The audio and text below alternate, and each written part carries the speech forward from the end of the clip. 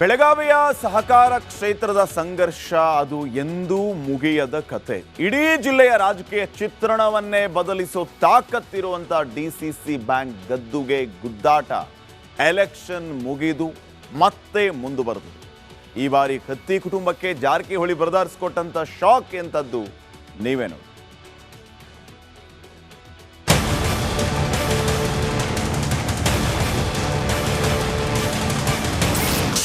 ಕತ್ತಿಕೋಟೆಗೆ ಕೈ ಹಾಕಿದ ಜಾರಕಿಹೊಳಿ ಬ್ರದರ್ಸ್, ಕತ್ತಿ ವಿರುದ್ಧ ಸೋತವನಿಗೆ ಸಾಹುಕಾರ್ ಮಣೆ. ಹೌದು, ಬೆಳಗಾವಿ ರಾಜಕೀಯವೇ ಹಾಗೆ. ಯಾರು ಯಾವ ಕ್ಷಣದಲ್ಲಿ ಯಾವ ದಾಳವನ್ನು ಉರುಳಿಸ್ತಾರೆ ಅನ್ನೋದೇ ಗೊತ್ತಾಗೋದಿಲ್ಲ. ಅದರಲ್ಲೂ ಪ್ರಮುಖವಾಗಿ ಜಾರಕಿಹೊಳಿ ಸಹೋದರರ ರಾಜಕೀಯ ನಡೆಯ ಜಾಡು ಹಿಡಿಯೋದು ಬಲು ಕಷ್ಟ. ಒಂದು ಕಾಲದಲ್ಲಿ ಸಹೋದರರಂತೆ ಇದ್ದ ಜಾರಕಿಹೊಳಿ ಕುಟುಂಬ ಮತ್ತು ಕತ್ತಿ ಕುಟುಂಬ ಇದೀಗ ಬದ್ಧ ವೈರಿಗಳಾಗಿದ್ದಾರೆ. 2-3 ದಶಕಗಳ ಕಾಲ ಡಿಸಿಸಿ ಬ್ಯಾಂಕ್ ಚುನಾವಣೆಯಲ್ಲಿ ಹಿಡಿತವನ್ನ ಸಾಧಿಸಿದ್ದ ರಮೇಶ್ ಕತ್ತಿ ಕೆಳಗಿಳಿಸಿ ಮೇಲುಗೈ ಸಾಧಿಸಿದ್ದಾರೆ. 29 ವರ್ಷಗಳ ಬಳಿಕ ಪೂರ್ಣ ಪ್ರಮಾಣದಲ್ಲಿ ಅಧಿಕಾರದ ಚುಕ್ಕಾಣಿಯನ್ನ ಹಿಡಿದ ಜಾರಕಿಹೊಳಿ ಬ್ರದರ್ಸ್ ಇದೀಗ ಸೋತ ಅಭ್ಯರ್ಥಿಗೆ ಮಣೆ ಹಾಕಿದೆ. ಹುಕ್ಕೇರಿ ತಾಲೂಕಿನ ರಾಜೇಂದ್ರ ಪಾಟೀಲ್ ಡಿಸಿಸಿ ಬ್ಯಾಂಕ್ನ ನಿರ್ದೇಶಕ ಸ್ಥಾನ ಗಿಟ್ಟಿಸಿಕೊಂಡಿದ್ದಾರೆ. ಬೆಳಗಾವಿಯ ಸಾಹುಕಾರ್ ಕ್ಷೇತ್ರದಲ್ಲಿ ಮತ್ತೆ ಜಾರಕಿಹೊಳಿ ವರ್ಸಸ್ ಕತ್ತಿ ಕಿತ್ತಾಟ ಶುರುವಾಗಿದೆ. ಡಿಸಿಸಿ ಬ್ಯಾಂಕ್ನಲ್ಲಿ ಬಿಗಿ ಹಿಡಿತವನ್ನ ಹೊಂದಿರುವಂತಹ ರಮೇಶ್ ಕತ್ತಿ ಕಟ್ಟಿ ಹಾಕಲು ಸತೀಶ್ ಜಾರಕಿಹೊಳಿ ತಂತ್ರವನ್ನ ಹೂಡಿದ್ದಾರೆ. ಹುಕ್ಕೇರಿ ತಾಲೂಕಿನ ಸಹಕಾರ ಕ್ಷೇತ್ರವನ್ನ ತಮ್ಮ ಹಿಡಿತಕ್ಕೆ ಪಡೆಯಲು ರಣತಂತ್ರ ಮಾಡಿದ್ದು ರಾಜೇಂದ್ರ ಪಾಟೀಲ್ಗೆ ನಿರ್ದೇಶಕ ಸ್ಥಾನ ಕೊಟ್ಟಿದ್ದಾರೆ. ಕತ್ತಿ ಜಾರಕಿಹೊಳಿ ಬ್ರದರ್ಸ್ ಮಧ್ಯೆ 3 ತಿಂಗಳಲ್ಲಿ ನಡೆದ 3 ಯುದ್ಧಗಳಲ್ಲಿ 2ರಲ್ಲೂ ಕೂಡ ಜಾರಕಿಹೊಳಿ ಸಹೋದರರು ಸೋತು ಸುಣ್ಣವಾಗಿದ್ದಾರೆ. ಹುಕ್ಕೇರಿ ವಿದ್ಯುತ್ ಸಹಕಾರ ಸಂಘದ ಚುನಾವಣೆ ಕೈವಶಕ್ಕೆ ರಮೇಶ್ ಬಿಟ್ಟು ಉಳಿದ 3 ಸಹೋದರರು ಹುಕ್ಕೇರಿಯಲ್ಲಿ ಠಿಕಾಣಿ ಹೂಡಿದ್ರೂ ಫಲ ಮಾತ್ರ ನೀಡಲಿಲ್ಲ. ಡಿಸಿಸಿ ಬ್ಯಾಂಕ್ ಚುನಾವಣೆಯಲ್ಲೂ ಹುಕ್ಕೇರಿ ಜಾರಕಿಹೊಳಿ ಕುಟುಂಬಕ್ಕೆ ಕಬ್ಬಿಣದ ಕಡಲೆಯಾಗಿತ್ತು. ಜಾರಕಿಹೊಳಿ ಬಣದ ರಾಜೇಂದ್ರ ಪಾಟೀಲ್ ಮಣಿಸಿ ರಮೇಶ್ ಕತ್ತಿ ಗೆಲುವು ಕಂಡಿದ್ರು. ಆದರೆ ಈಗ ಕತ್ತಿ ವಿರುದ್ಧ ಸೋತ ರಾಜೇಂದ್ರ ಪಾಟೀಲ್ಗೆ ಡಿಸಿಸಿ ಬ್ಯಾಂಕ್ ನಿರ್ದೇಶಕ ಪಟ್ಟವನ್ನು ಕೊಡಲಾಗಿದೆ.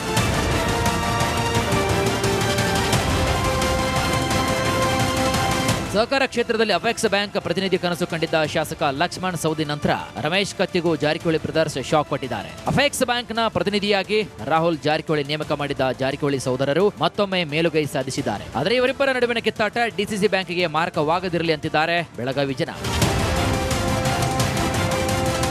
ಮೈಲಾರಿ ಪಟಾತ್, ರಿಪಬ್ಲಿಕ್ ಕನ್ನಡ, ಬೆಳಗಾವಿ. ಬೆಳಗಾವಿಯ ಸಹಕಾರ ಕ್ಷೇತ್ರದ ಸಂಘರ್ಷ ಅದು ಎಂದೂ ಮುಗಿಯದ ಕತೆ. ಇಡೀ ಜಿಲ್ಲೆಯ ರಾಜಕೀಯ ಚಿತ್ರಣವನ್ನೇ ಬದಲಿಸೋ ತಾಕತ್ತಿರುವಂತ ಡಿಸಿಸಿ ಬ್ಯಾಂಕ್ ಗದ್ದುಗೆ ಗುದ್ದಾಟ ಎಲೆಕ್ಷನ್ ಮುಗಿದು ಮತ್ತೆ ಮುಂದುವರೆದು ಈ ಬಾರಿ ಕತ್ತಿ ಕುಟುಂಬಕ್ಕೆ ಜಾರಕಿಹೊಳಿ ಬ್ರದರ್ಸ್ ಕೊಟ್ಟಂತ ಶಾಕ್ ಎಂತದ್ದು ನೀವೇ ನೋಡಿ.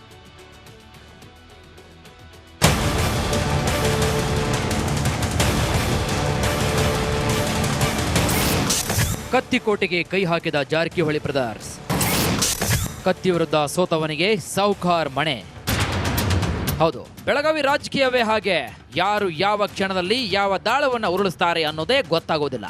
ಅದರಲ್ಲೂ ಪ್ರಮುಖವಾಗಿ ಜಾರಕಿಹೊಳಿ ಸಹೋದರರ ರಾಜಕೀಯ ನಡೆಯ ಜಾಡು ಹಿಡಿಯೋದು ಬಲು ಕಷ್ಟ. ಒಂದು ಕಾಲದಲ್ಲಿ ಸಹೋದರರಂತೆ ಇದ್ದ ಜಾರಕಿಹೊಳಿ ಕುಟುಂಬ ಮತ್ತು ಕತ್ತಿ ಕುಟುಂಬ ಇದೀಗ ಬದ್ಧ ವೈರಿಗಳಾಗಿದ್ದಾರೆ.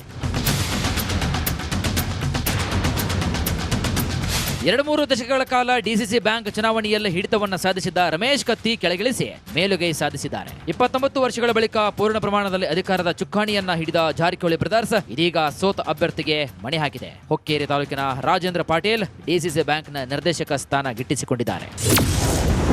ಬೆಳಗಾವಿಯ ಸಾಹುಕಾರ್ ಕ್ಷೇತ್ರದಲ್ಲಿ ಮತ್ತೆ ಜಾರಕಿಹೊಳಿ ವರ್ಸಸ್ ಕತ್ತಿ ಕಿತ್ತಾಟ ಶುರುವಾಗಿದೆ. ಡಿಸಿಸಿ ಬ್ಯಾಂಕ್ನಲ್ಲಿ ಬಿಗಿ ಹಿಡಿತವನ್ನ ಹೊಂದಿರುವಂತಹ ರಮೇಶ್ ಕತ್ತಿ ಕಟ್ಟಿ ಹಾಕಲು ಸತೀಶ್ ಜಾರಕಿಹೊಳಿ ತಂತ್ರವನ್ನ ಹೂಡಿದ್ದಾರೆ. ಹುಕ್ಕೇರಿ ತಾಲೂಕಿನ ಸಹಕಾರ ಕ್ಷೇತ್ರವನ್ನ ತಮ್ಮ ಹಿಡಿತಕ್ಕೆ ಪಡೆಯಲು ರಣತಂತ್ರ ಮಾಡಿದ್ದು ರಾಜೇಂದ್ರ ಪಾಟೀಲ್ಗೆ ನಿರ್ದೇಶಕ ಸ್ಥಾನ ಕೊಟ್ಟಿದ್ದಾರೆ. ಕತ್ತಿ ಜಾರಕಿಹೊಳಿ ಬ್ರದರ್ಸ್ ಮಧ್ಯೆ 3 ತಿಂಗಳಲ್ಲಿ ನಡೆದ 3 ಯುದ್ಧಗಳಲ್ಲಿ 2ರಲ್ಲೂ ಕೂಡ ಜಾರಕಿಹೊಳಿ ಸಹೋದರರು ಸೋತು ಸುಣ್ಣವಾಗಿದ್ದಾರೆ. ಹುಕ್ಕೇರಿ ವಿದ್ಯುತ್ ಸಹಕಾರ ಸಂಘದ ಚುನಾವಣೆ ಕೈವಶಕ್ಕೆ ರಮೇಶ್ ಬಿಟ್ಟು ಉಳಿದ 3 ಸಹೋದರರು ಹುಕ್ಕೇರಿಯಲ್ಲಿ ಠಿಕಾಣಿ ಹೂಡಿದ್ರೂ ಫಲ ಮಾತ್ರ ನೀಡಲಿಲ್ಲ. ಡಿಸಿಸಿ ಬ್ಯಾಂಕ್ ಚುನಾವಣೆಯಲ್ಲೂ ಹುಕ್ಕೇರಿ ಜಾರಕಿಹೊಳಿ ಕುಟುಂಬಕ್ಕೆ ಕಬ್ಬಿಣದ ಕಡಲೆಯಾಗಿತ್ತು. ಜಾರಕಿಹೊಳಿ ಬಣದ ರಾಜೇಂದ್ರ ಪಾಟೀಲ್ ಮಣಿಸಿ ರಮೇಶ್ ಕತ್ತಿ ಗೆಲುವು ಕಂಡಿದ್ರು. ಆದರೆ ಈಗ ಕತ್ತಿ ವಿರುದ್ಧ ಸೋತ ರಾಜೇಂದ್ರ ಪಾಟೀಲ್ಗೆ ಡಿಸಿಸಿ ಬ್ಯಾಂಕ್ ನಿರ್ದೇಶಕ ಪಟ್ಟವನ್ನು ಕೊಡಲಾಗಿದೆ.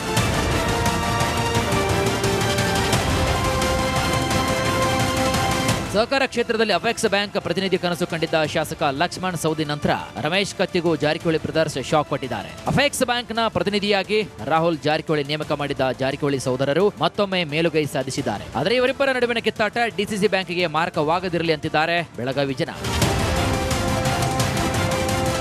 ಮೈಲಾರಿ ಪಟಾತ್, ರಿಪಬ್ಲಿಕ್ ಕನ್ನಡ, ಬೆಳಗಾವಿ.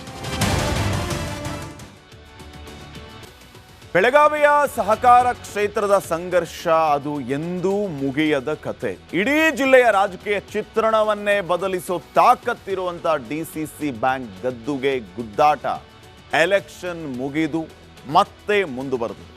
ಈ ಬಾರಿ ಕತ್ತಿ ಕುಟುಂಬಕ್ಕೆ ಜಾರಕಿಹೊಳಿ ಬ್ರದರ್ಸ್ ಕೊಟ್ಟಂತ ಶಾಕ್ ಎಂತದ್ದು ನೀವೇ ನೋಡಿ.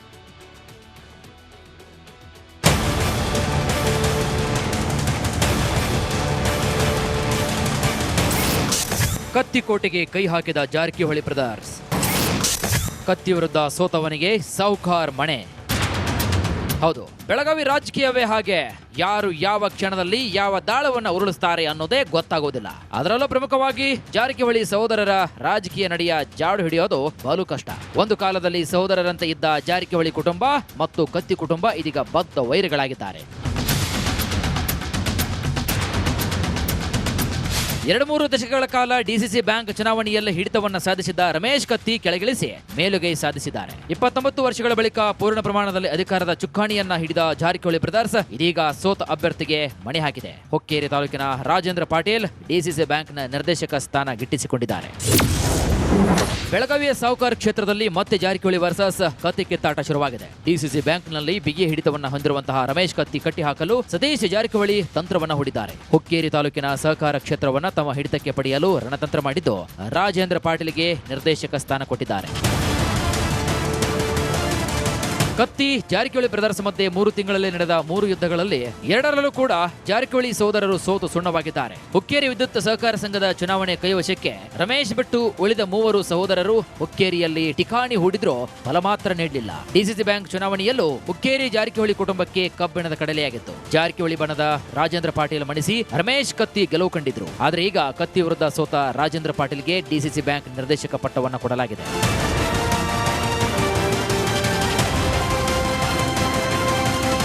ಸಹಕಾರ ಕ್ಷೇತ್ರದಲ್ಲಿ ಅಪೆಕ್ಸ್ ಬ್ಯಾಂಕ್ ಪ್ರತಿನಿಧಿ ಕನಸು ಕಂಡಿದ್ದ ಶಾಸಕ ಲಕ್ಷ್ಮಣ್ ಸವದಿ ನಂತರ ರಮೇಶ್ ಕತ್ತಿಗೂ ಜಾರಕಿಹೊಳಿ ಬ್ರದರ್ಸ್ ಶಾಕ್ ಕೊಟ್ಟಿದ್ದಾರೆ. ಅಪೆಕ್ಸ್ ಬ್ಯಾಂಕ್ನ ಪ್ರತಿನಿಧಿಯಾಗಿ ರಾಹುಲ್ ಜಾರಕಿಹೊಳಿ ನೇಮಕ ಮಾಡಿದ್ದ ಜಾರಕಿಹೊಳಿ ಸಹೋದರರು ಮತ್ತೊಮ್ಮೆ ಮೇಲುಗೈ ಸಾಧಿಸಿದ್ದಾರೆ. ಆದರೆ ಇವರಿಬ್ಬರ ನಡುವಿನ ಕಿತ್ತಾಟ ಡಿಸಿಸಿ ಬ್ಯಾಂಕ್ಗೆ ಮಾರಕವಾಗದಿರಲಿ ಅಂತಿದ್ದಾರೆ ಬೆಳಗಾವಿ ಜನ.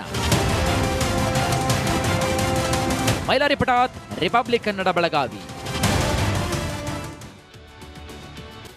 ಬೆಳಗಾವಿಯ ಸಹಕಾರ ಕ್ಷೇತ್ರದ ಸಂಘರ್ಷ ಅದು ಎಂದೂ ಮುಗಿಯದ ಕತೆ. ಇಡೀ ಜಿಲ್ಲೆಯ ರಾಜಕೀಯ ಚಿತ್ರಣವನ್ನೇ ಬದಲಿಸೋ ತಾಕತ್ತಿರುವಂತ ಡಿಸಿಸಿ ಬ್ಯಾಂಕ್ ಗದ್ದುಗೆ ಗುದ್ದಾಟ ಎಲೆಕ್ಷನ್ ಮುಗಿದು ಮತ್ತೆ ಮುಂದುವರೆದು.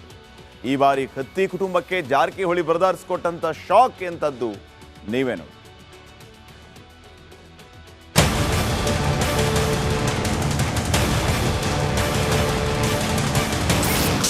ಕತ್ತಿಕೋಟೆಗೆ ಕೈ ಹಾಕಿದ ಜಾರಕಿಹೊಳಿ ಬ್ರದರ್ಸ್. ಕತ್ತಿ ವಿರುದ್ಧ ಸೋತವನಿಗೆ ಸೌಕಾರ್ ಮಣೆ. ಹೌದು, ಬೆಳಗಾವಿ ರಾಜಕೀಯವೇ ಹಾಗೆ.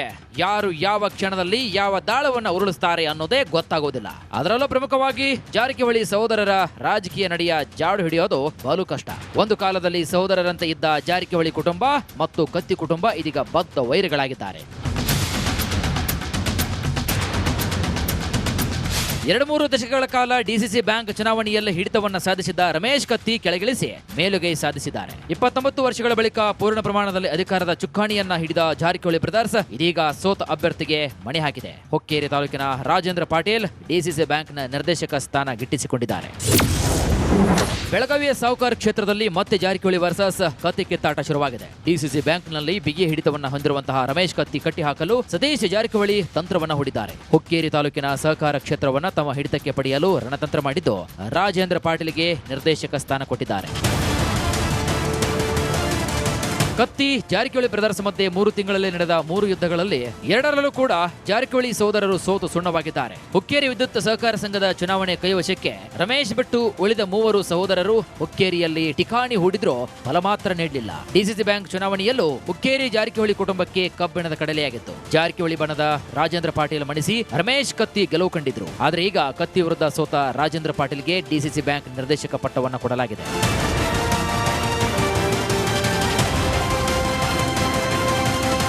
ಸಹಕಾರ ಕ್ಷೇತ್ರದಲ್ಲಿ ಅಪೆಕ್ಸ್ ಬ್ಯಾಂಕ್ ಪ್ರತಿನಿಧಿ ಕನಸು ಕಂಡಿದ್ದ ಶಾಸಕ ಲಕ್ಷ್ಮಣ್ ಸವದಿ ನಂತರ ರಮೇಶ್ ಕತ್ತಿಗೂ ಜಾರಕಿಹೊಳಿ ಬ್ರದರ್ಸ್ ಶಾಕ್ ಕೊಟ್ಟಿದ್ದಾರೆ. ಅಪೆಕ್ಸ್ ಬ್ಯಾಂಕ್ನ ಪ್ರತಿನಿಧಿಯಾಗಿ ರಾಹುಲ್ ಜಾರಕಿಹೊಳಿ ನೇಮಕ ಮಾಡಿದ್ದ ಜಾರಕಿಹೊಳಿ ಸಹೋದರರು ಮತ್ತೊಮ್ಮೆ ಮೇಲುಗೈ ಸಾಧಿಸಿದ್ದಾರೆ. ಆದರೆ ಇವರಿಬ್ಬರ ನಡುವಿನ ಕಿತ್ತಾಟ ಡಿಸಿಸಿ ಬ್ಯಾಂಕ್ಗೆ ಮಾರಕವಾಗದಿರಲಿ ಅಂತಿದ್ದಾರೆ ಬೆಳಗಾವಿ ಜನ.